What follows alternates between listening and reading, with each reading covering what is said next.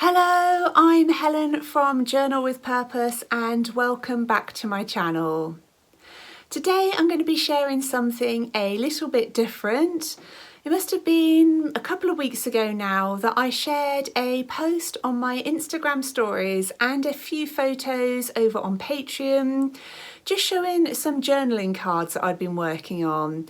And I'd mainly been using distress ink to create them, and I got loads of questions, which was brilliant, about the different techniques that I used, and I just thought probably the best way of answering all of that was to film a little creative session where I make some of these.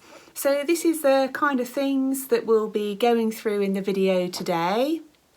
I also got asked a question about the difference between the regular distress ink pads and distress oxide pads, so I'm going to go over that a little bit too.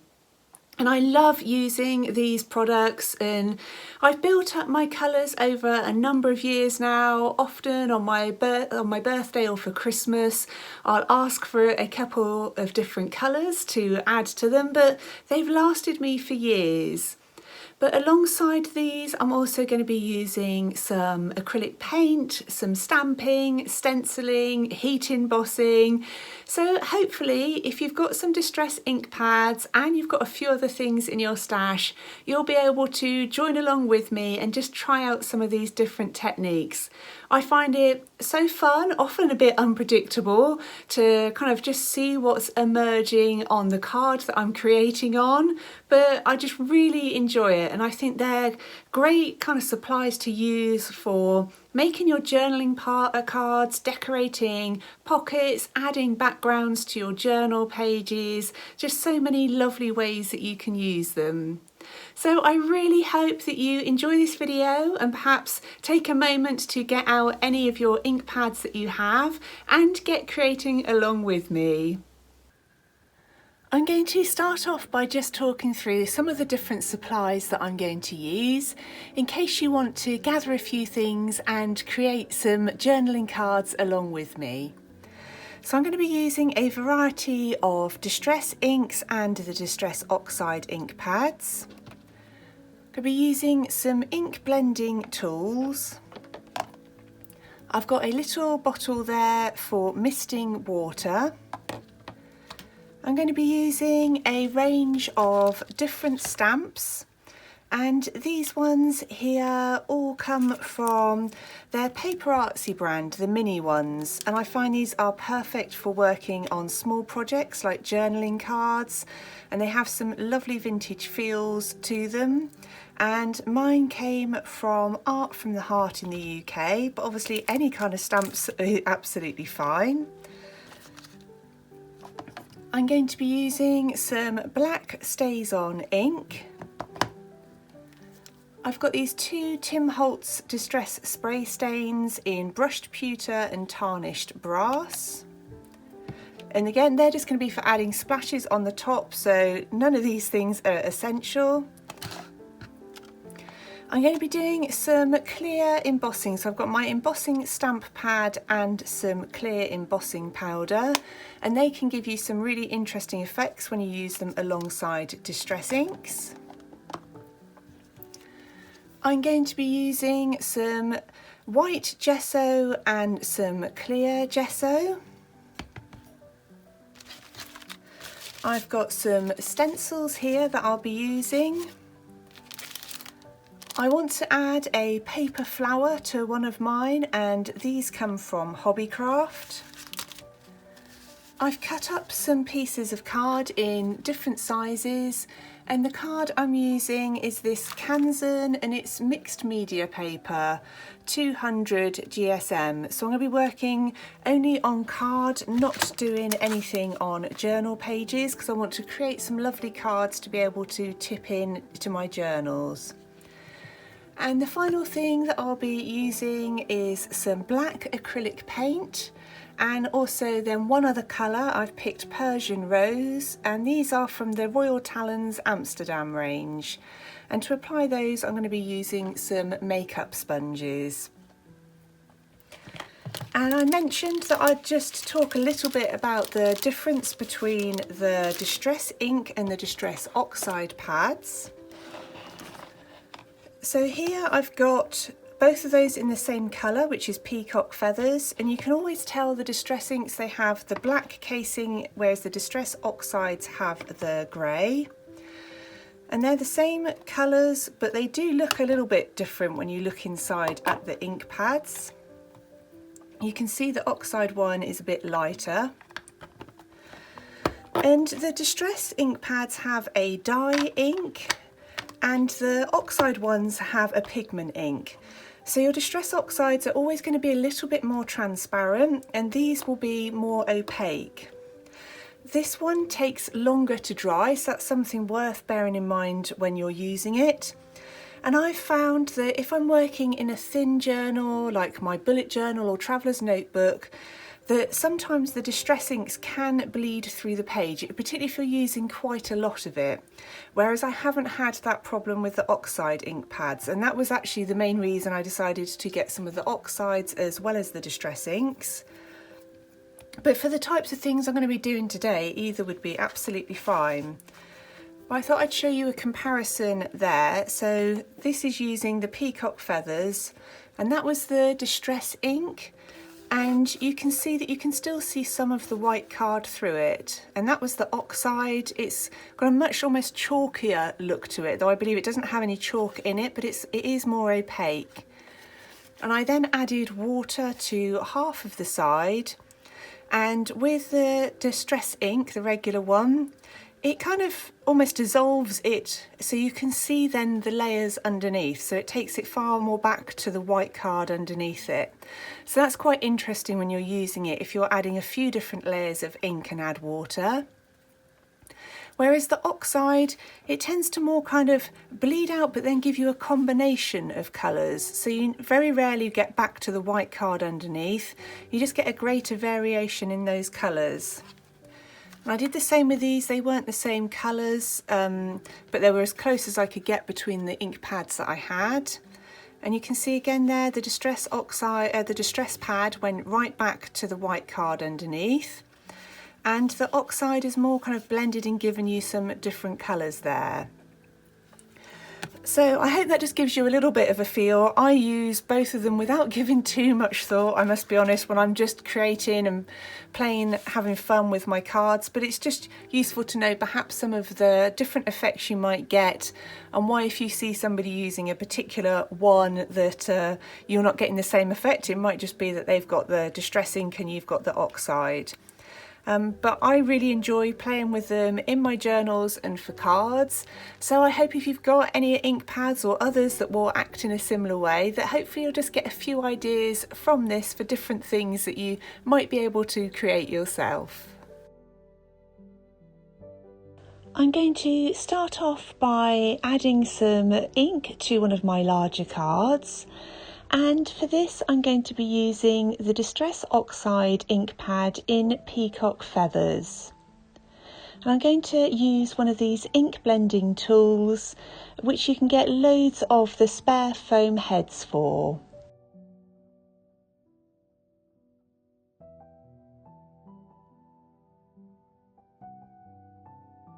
I've dabbed the tool in the ink pad a few times, and now I'm just using a circular motion to add that blue ink to my card, and I'll do that in a few different places.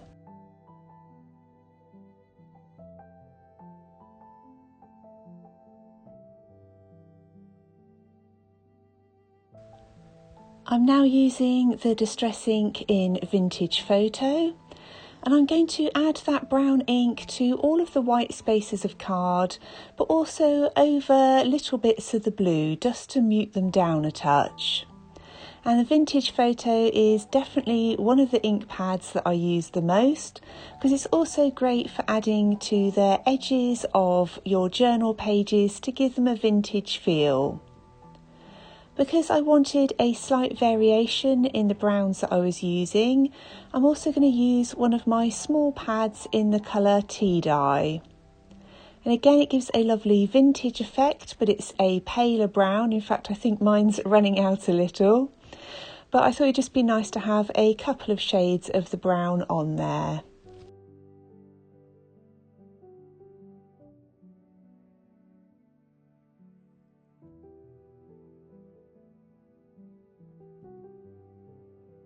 I'm now finishing off using the vintage photo again and making sure that I take that ink right up to the edges of my card.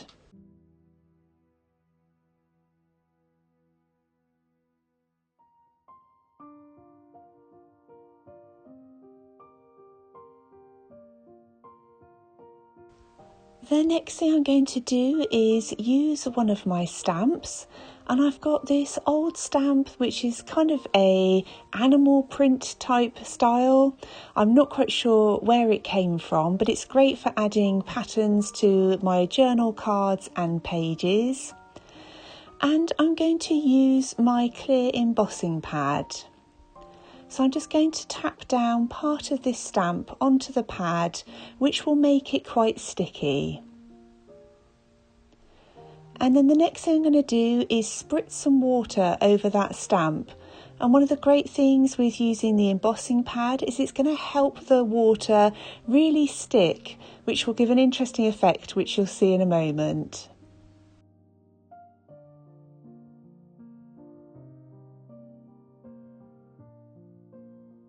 Now I've finished spritzing the water, I'm going to turn the stamp over and press it onto the card.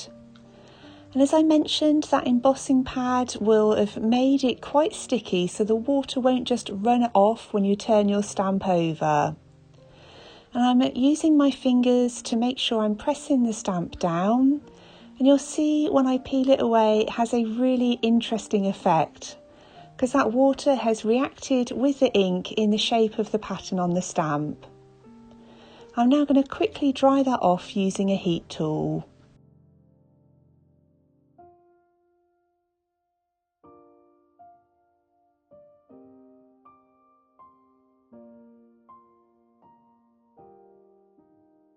I absolutely love this effect, and I definitely think it's worth trying out with a few different stamps to see which work best for you. I find things with bold patterns tend to work the best with the water. I'm now going to use some black StazOn ink and these mini paper artsy stamps.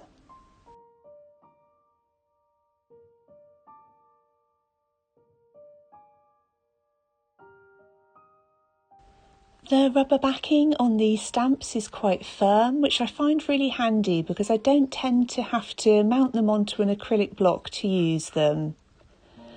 So I'm using one full image in the bottom left-hand corner of my card, and I'm then going to use this stamp which has written text on it. And again, I'm going to use the StazOn ink, but I'm then just going to add parts of that stamp in various places around my card.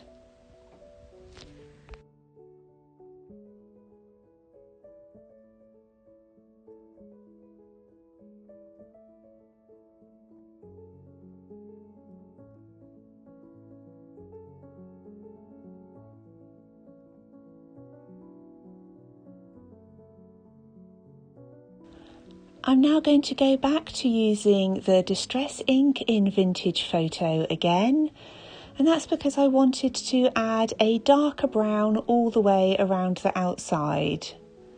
So this time I'm going to lift the card up and almost flick the tool against the edge, and that helps to pick up a little bit more of the ink off the pad.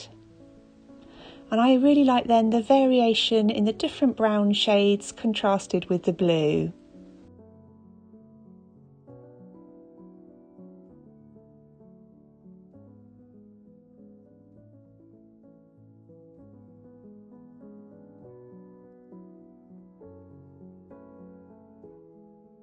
To finish this card off, I'm going to use the Tim Holtz Distress Spray Stain, and I've got one in brushed pewter and one in tarnished brass, but rather than use the spray end, which can be a bit unpredictable, I'm just taking the top off and then lightly flicking wherever I want that spray stain to go. And I think these add a lovely finished element to your cards. Of course they're not essential, but I just really like the way they look.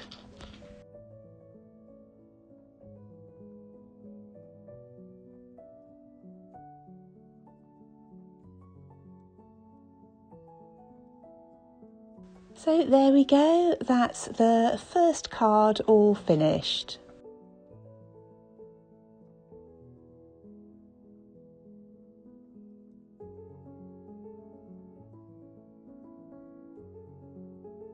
For my second card, I'm going to be working on a smaller size, and I'm going to start off by using the Distress ink in Fired Brick.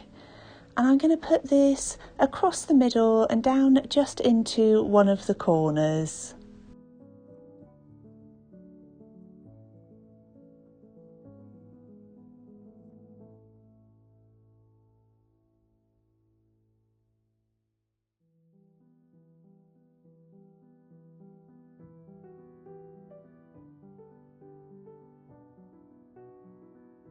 I'm now going back to my trusty vintage photo ink pad, and I'm going to add that all over the rest of the card.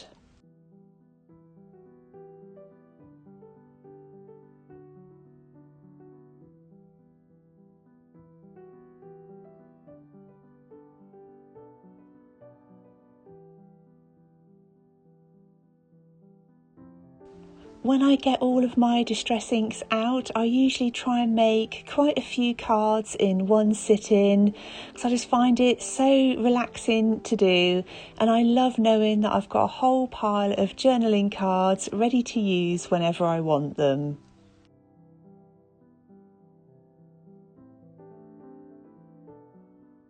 The next thing I'm going to do is use that text stamp again, and also the clear embossing pad.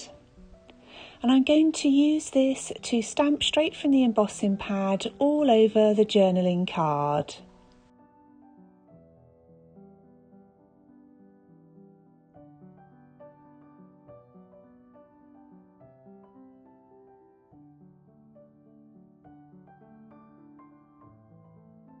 One of the things I love doing is trying to use my supplies in lots of different ways. I am lucky enough to have quite a few of them, but I've built them up slowly over the years, and every time I find a new technique I can do with them, it just feels like they're even better value to me.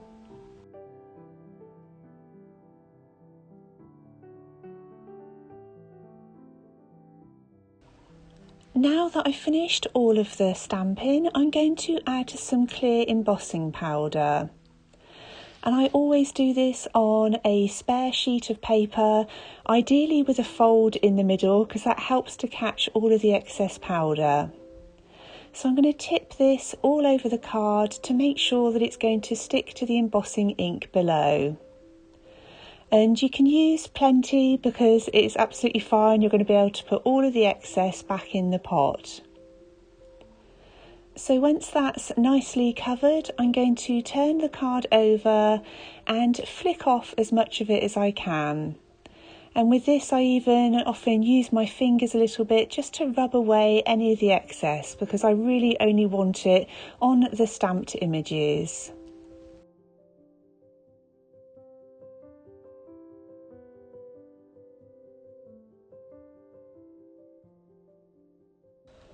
I remember the first time I saw somebody using embossing powder at a craft show many years ago. Initially I was horrified with everything that they tipped off because I thought it was going to waste. And then it was such a relief when they put it in the pot. And I find that these little pots of embossing powder, I've got a few in different colours, last for so many years because you use actually such a little amount when you're using it on any of your kind of craft projects. So now I'm going to use my heat tool to make sure that I set all of that embossing powder. And it gives a really interesting effect because the embossing powder is also soaked up a little bit of the distress ink from below.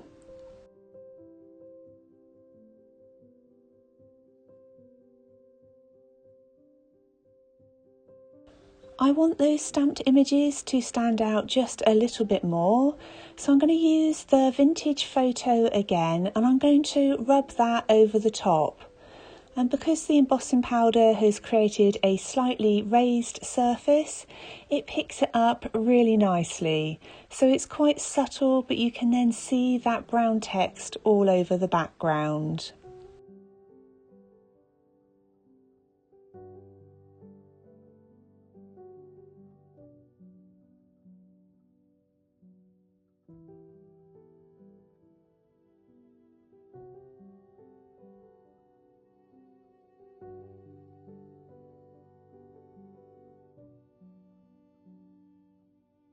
Hopefully you can see there that beautiful effect on the background.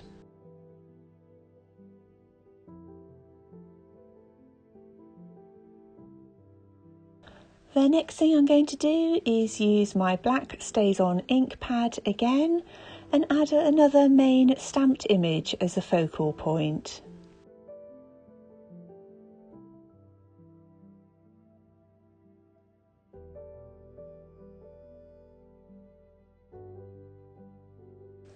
You may find that you don't get an entirely perfect print because you're pressing on top of the sealed embossing powder, but for me it's still more than clear enough, and if anything adds to that slightly vintagey feel.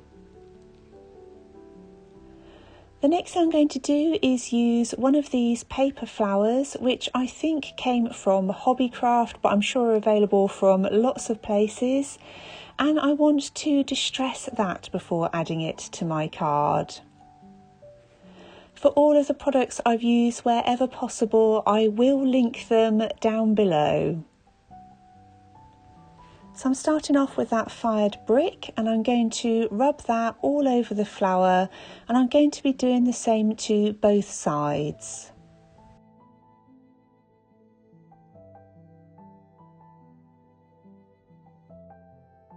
You have to be a little bit careful with paper elements to make sure that they don't tear, but as long as you're pressing down rather than rubbing, then hopefully you'll be okay. I'm then going to finish that off with the vintage photo, and I'm really happy with how both the reds and the browns then on the flower tie in with the colours I've used on the card.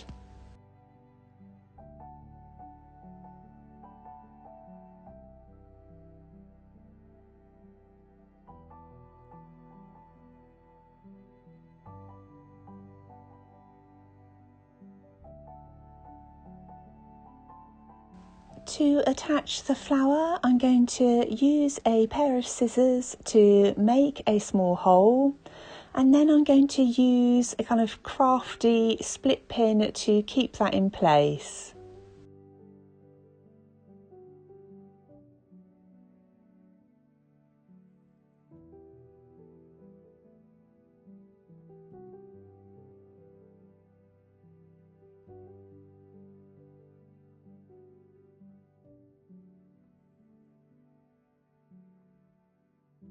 I absolutely love how unrecognisable that paper flower is now, and I've done this with lots of different colour combinations of the ink.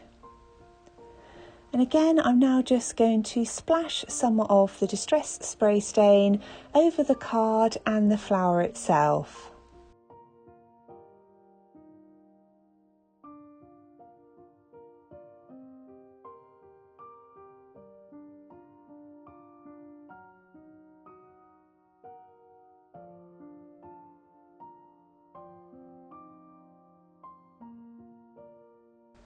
And that's it, that's now my second journaling card all complete.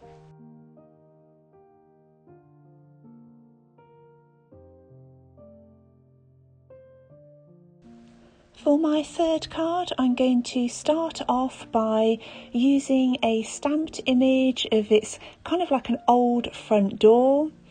And I'm going to use some of the embossing pad and clear embossing powder again. And I'm going to stamp that onto the bottom left-hand corner of my journaling card.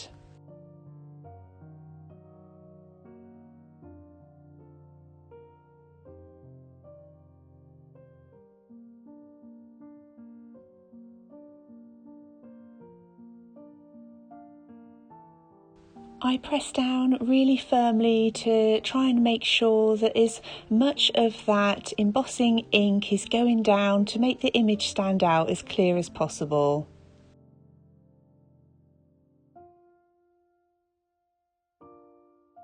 I'm going to also use the text stamp and add this in a few different places around the edge of the card. And it can be quite difficult when you're working with something clear, but I can usually see just enough of it to know where my other stamped images have gone. So as before, I'm going to put this onto my folded piece of scrap paper and pour plenty of the clear embossing powder over the top.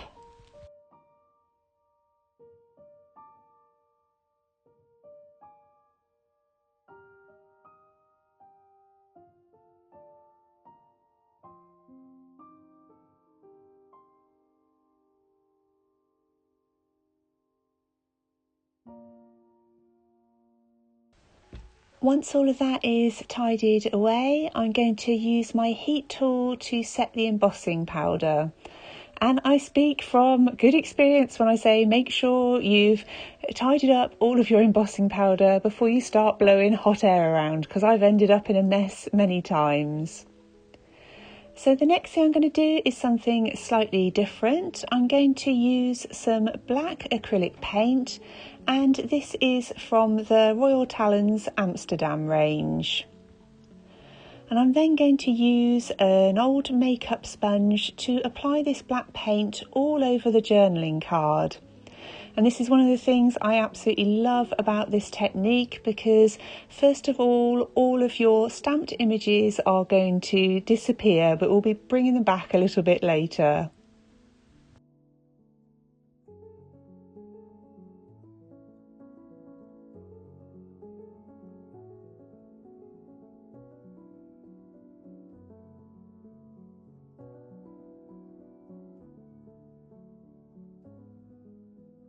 With this technique, you want to make sure that your first layer of paint is completely dry before moving on to the next step. So once that paint is dry, I'm going to squeeze out a different coloured paint, and I'm going for a light pink colour called Persian Rose. And again, I'm going to use a makeup sponge to dab this paint all over the card.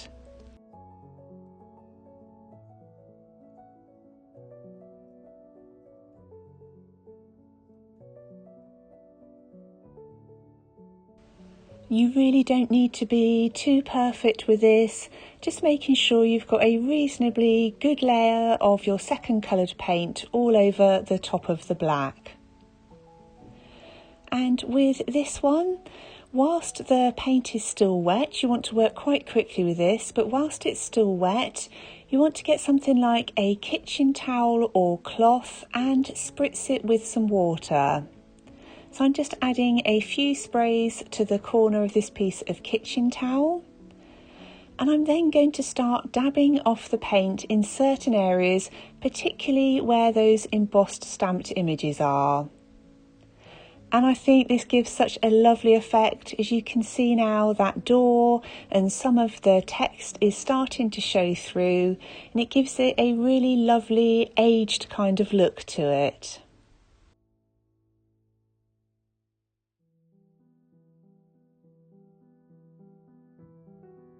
I'm then making sure that my card is completely dry, and by this point it will be no surprise to you, I'm going to finish it off with some Vintage Photo Distress ink.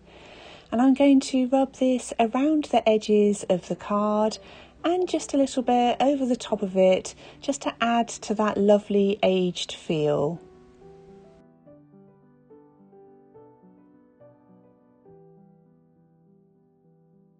I really enjoy using the distress inks alongside other mediums, because I think it just gives them another whole new world of possibilities. So that's the third card complete. And I probably should have mentioned I'm going to be completing 6 cards throughout this. I wasn't sure how many I was going to do in the beginning, but I was just having such fun that I carried on creating. For this card, I'm going to start off by adding the Distress Oxide in Worn Lipstick in the middle, and then I'll be adding the Vintage Photo Distress Ink all the way around the outside. And I quite like playing around with some of the brighter colours and then darker, more vintage ones. I think it adds a really interesting contrast.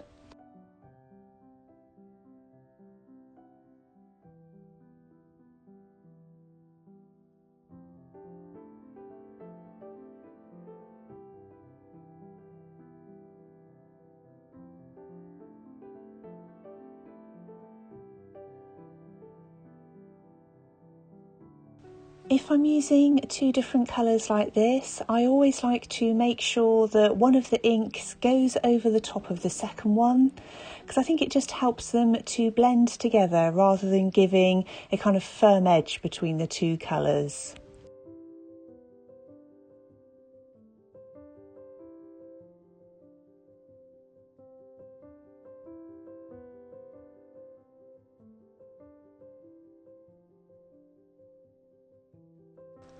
The next thing I'm going to do is spray some water over the card, and you can play around with different effects depending on how much water you add. If you add just a little, you'll often get some quite small dots of the different colours showing through, and if you add lots, it will encourage the colours to kind of run and flow into each other. And before moving on to the next stage, I'm drying this off with a heat tool. I'm then going to use a stencil, and I'm going to add some colour over just half of the card. And the colour that I'm using for this is Fired Brick. And I'm going to use my ink blending tool to press that ink right through the stencil.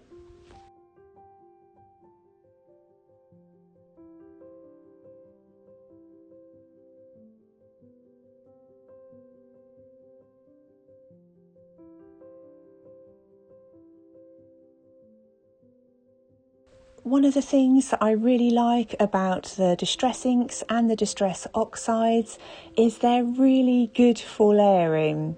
You can get good coverage with them, or just apply a little ink so you can still see the other colours below.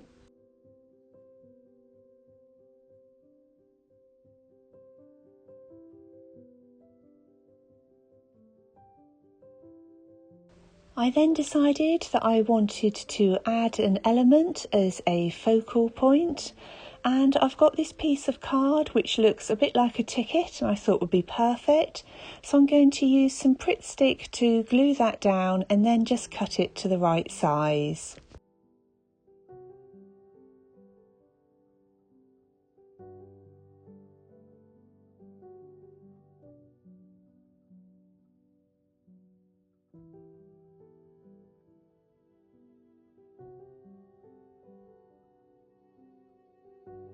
I'm going to finish it off with a few splashes of tarnished brass, and then that's another card all done.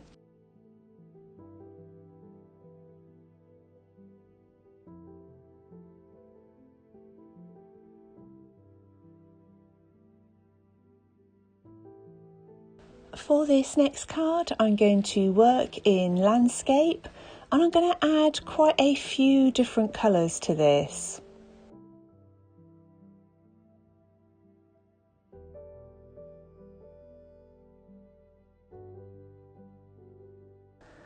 I'm starting off with the purple colour called Seedless Preserves, and I'm going to just gradually add more and more colours. So I'm starting from the centre and will then add the other colours all around it.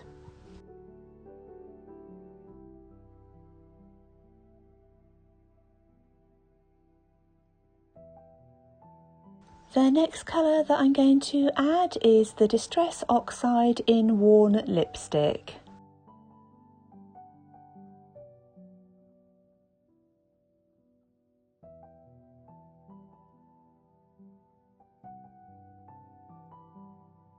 The next colour that I'm going to use is the Distress Oxide in Peacock Feathers.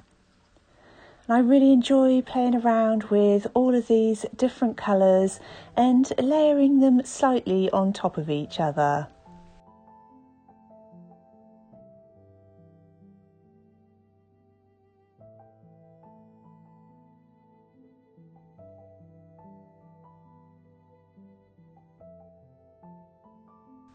I'm then going to finish off the inking by adding some of the vintage photo ink all the way around the outside.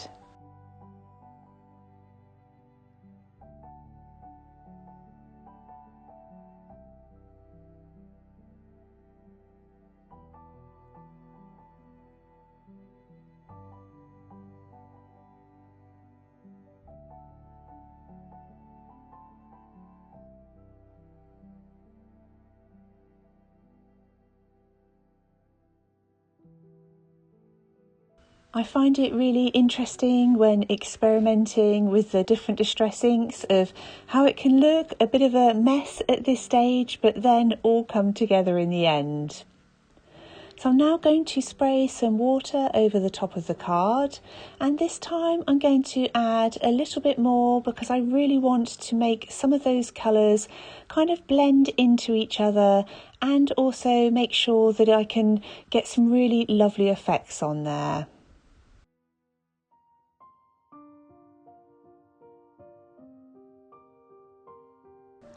I'm then going to quickly dry that off with a heat tool before moving on to the next step. And I absolutely love the effect that all of that sprayed water is having on the inks on my card. The next thing I'm going to do is use one of the Paper Artsy mini stamps again, but this time I'm going to be using some white acrylic gesso, and this is Dale Rowney brand. So I'm going to squeeze a little bit of this onto my ceramic plate and then apply it to the stamp using a makeup sponge.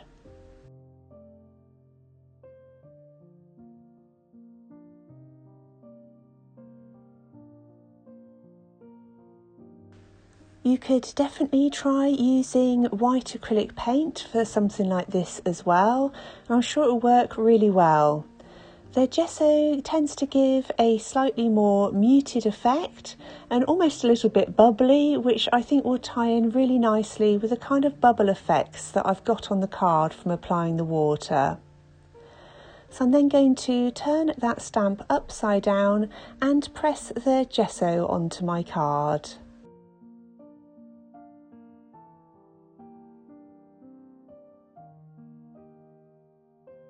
Something like this tends to work better with bold stamped images rather than anything too delicate, and I'm really happy with how those bottles are looking on my page.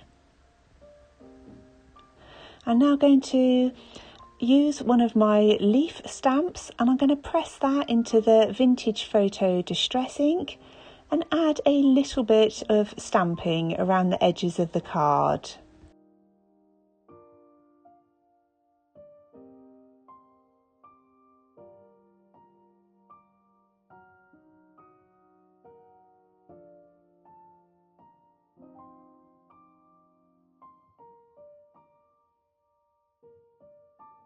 Next, I decided I wanted to add a quote to this card, so I'm using one from the Tim Holtz Ideology sticker book.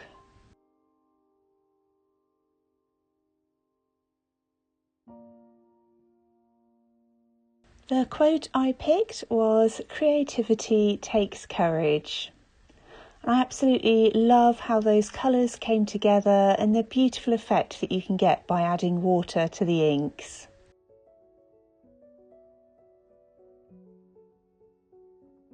I'm now moving on to the final card that I'll be creating in this video. And I'm going to start off by dabbing some of that black acrylic paint all over the card.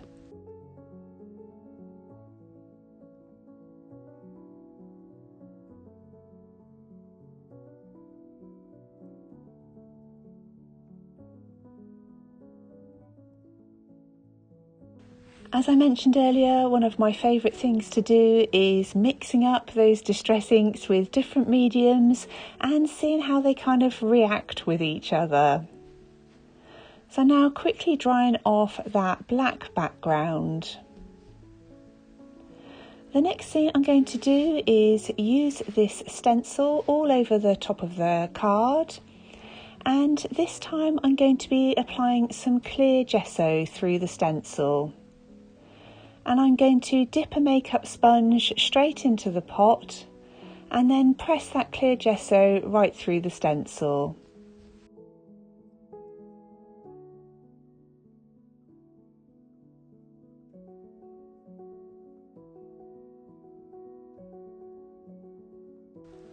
You'll notice the clear gesso is white when you first start applying it, but once it's dry it will go to a clear consistency, though if you've added some quite thick layers you may find some of those do still stay a little bit white, but it certainly gives a much more subtle effect than if you were using the white gesso. And then once I remove the stencil, I'm going to dry off that layer with a heat tool.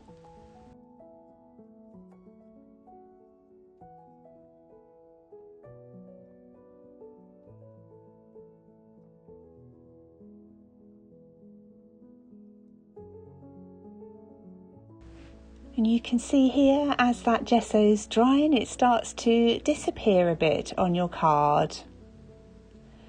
For this technique, if you've used a black background, you'll probably find that lighter colour distress inks work best for this.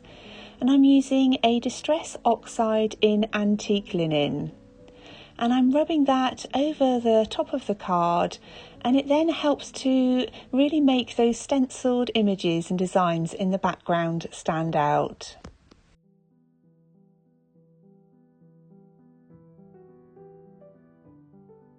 The next colour ink that I'm going to add is the Distress Oxide in Warm Lipstick, and I'm just slowly building some of those layers and colours up.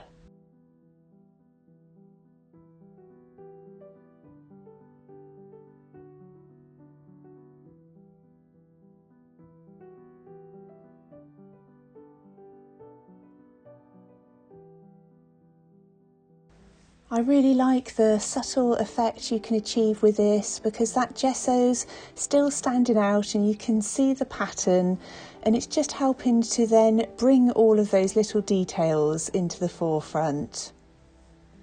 I'm now going to use some of the Fired Brick colour.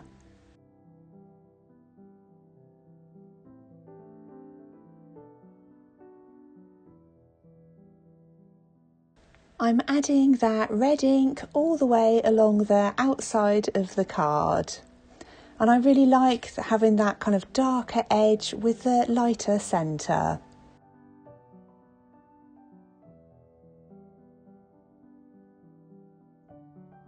The next thing I'm going to do is use that text stamp again, and I'm going to use the black Stays On ink.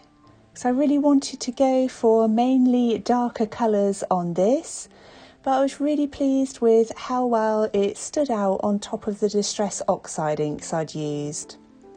And I'm going to stamp that right across the centre of the card.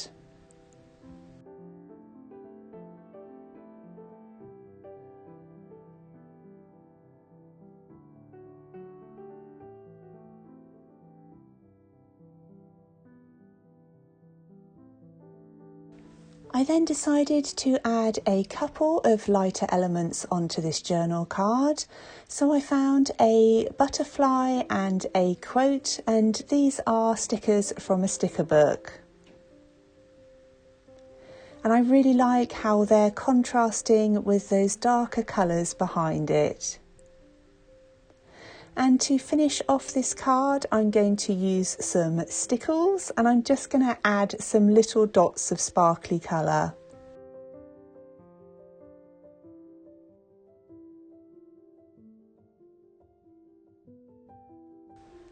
I really hope that you've enjoyed watching this video, and if you have got some distress inks or distress oxides at home, it's encouraged you to get them out and play with them and maybe try out a few different techniques. If you do have a go and you're over on Instagram, please do tag me in as Journal with Purpose. I'd absolutely love to see what you've created. If you have enjoyed watching this video, it would be great if you'd leave it with a thumbs up. And if you're new to my channel, I would love it if you would consider subscribing. If you do have any questions or comments, as always, please leave them down below. And as promised, I will try and link as many of the products I've used as possible in the description box. I also want to say a huge thank you to everybody who's supporting me over on Patreon. It means the absolute world to me. Thank you ever so much for watching, and I look forward to speaking with you really soon in my next video.